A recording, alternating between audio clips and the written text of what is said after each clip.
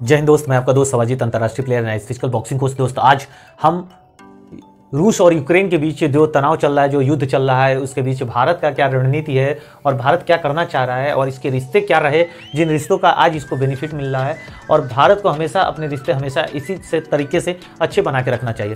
सबसे पहले हम बात करेंगे भारतीय छात्रों की।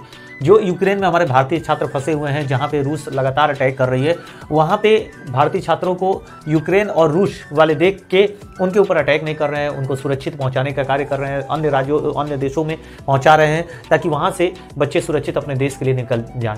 आज भारत में बहुत सारे छात्र आए हैं जिनका स्वागत अच्छे तरीके से भारत में किया गया है। उनके जीवन का लंबी उम्र की कामना करते हैं। इसके साथ साथ अगर भारत के रूस और यूक्रेन के साथ रिश्ते की अगर बात कर लें तो पुराने समय से ही हमारा रूस एक सहयोगी देश रहा है, सपोर्टिव देश रहा है। आपको कल भी बताया था, जब अमेरिका और इंग्लैंड ने हमारे भारत पे पाकिस्तान के विरुद्ध जब हम अटैक किए थे, तब ये पाकिस्तान की तरफ से अटैक करने आए थे। उस समय रूस ने आके इन्हें रोकने का काम किया था और ये अपने आप ही इनके बेड़े वापस लौट गए थे। नहीं तो ये समुद्री मार्ग से हमारे देश पर बुरी तरीके से हमला बोल सकते थे और वहाँ से हमें बच पाना भी बड़ी मुश्किल था। लेकिन रूस की सहायता से हम उस समय भी बच पाए। और जब रूस एक महासाम्राज्य था जिसमें 5-15 अन्य देशों को जोड़ के बनाया गया था, उसमें यूक्रेन भी एक हिस्सा था, लेकिन बाद में सभी देश अपना टूट के स्वतंत्र देश की घोषणा कर दिए।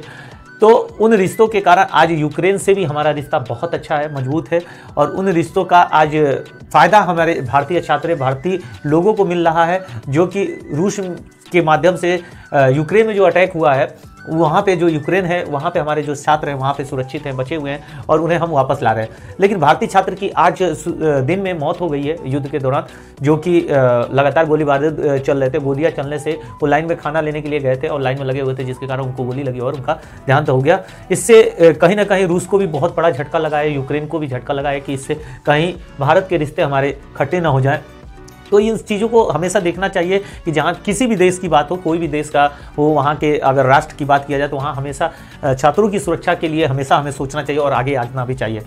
और रूस यूक्रेन जो कि लगातार कह रहा है कि भारतीय तिरंगे लगा के जो चल रहे हैं, उनके ऊपर किसी भी प्रकार का हम अटैक नहीं कर रहे हैं, हमले नहीं कर रहे हैं, उनका ये है कि भाई हमारा पुराना जो आज रिश्ता है वो सामने उभर के आ रहा है कि हमारे और उनके बीच का रिश्ता कितना प्यारा रहा है। चाहे कोई भी प्रधानमंत्री हो, चाहे कांग्रेस का रहा हो, चाहे किसी का भी रहा हो, लेकिन उन्होंने हमारे देश के रिश्ते जो हैं यूक्रेन और रूस से बहुत अच्छा बना के रखा।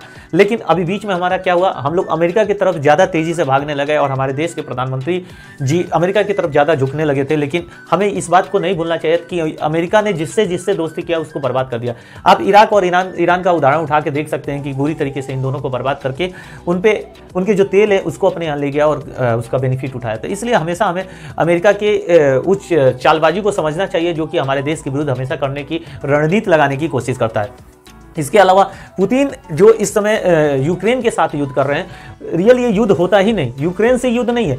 इन्होंने जब नाटो देश में मिलने का 2017 में घोषणा कर दिया कि नहीं हम नाटो देश में सम्मिलित होंगे, तो नाटो देश का एक रूल है कि जो देश इसमें शामिल होगा उस देश में हर एक देश का जो नाटो देश के अंदर के देश हैं वो वहाँ पे अपनी सेना भेज सकता है, रख सकता है। तो उससे अमेरिका जाके यूक्रेन में रहता और पड़ोसी रूस होने के कारण आपसी तनाव बढ़ता, तो ये 30 और एक यूक्रेन जुड़ता तो 31 मिलकर उसके ऊपर अटैक बोल देते और रूस धराशायी हो जाता। इसके लिए केवल अगर आज नाटो में न शामिल होने के लिए ये युद्ध चल रहा है, यूक्रेन से कोई दुश्मनी नहीं है, लेकिन यूक्रेन केवल नाटो में शामिल होना चाहता है और रूस चाहता है कि नाटो में न शामिल हो, इसलिए युद्ध हो रहा है। परमाणु बम को एक्टिव कर रखा है।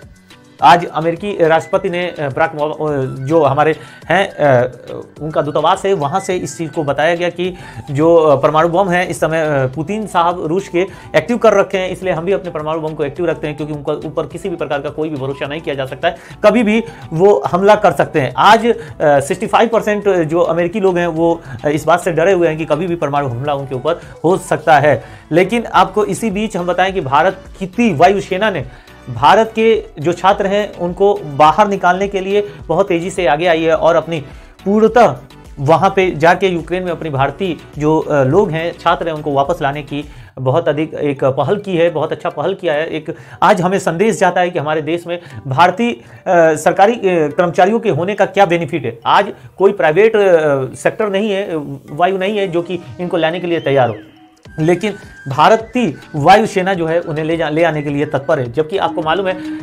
पोजीशन है उसको भी खत्म कर दिया गया है, लेकिन उसके बावजूद भी जो भारतीय तिरंगा है उसका बहुत अधिक सम्मान किया जा रहा है। भारतीय जो वहाँ दूतावास है उससे संपर्क करने के लिए छात्रों को कहा जा रहा है। मैं भी आपसे अनुरोध करता हूँ, अगर आप वहाँ पे हैं, फंसे हुए हैं, तो भारतीय दूतावास से संपर्क करें और जल्दी से जल्दी बेलारूस निकलें और वहाँ से अपने देश के लिए आप अच्छे तरीके से आ सकते हैं।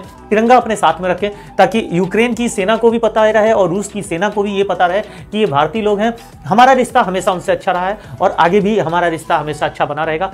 मैं उम्मीद करता हूं कि यूक्रेन को नाटो 30 देश के अंदर शामिल होने से मना कर देना चाहिए और रूस की बातों को मान लेनी चाहिए, नहीं तो आज नहीं तो कल यूक्रेन भी पूरी तरीके से बर्बाद हो जाएगा। तो दोस्त, मैं उम्मीद करता हूं कि आप लोग ये पूरी प्रक्रिया समझे होंगे और जीवन में अपनी दोस्ती को, अपने जीवन में एक जो समर्पण होता है देश के प्रति, उसको हमेशा बरकरार रखिएगा। मिलते हैं नेक्स्ट वीडियो में। जय हिंद, जय भारत।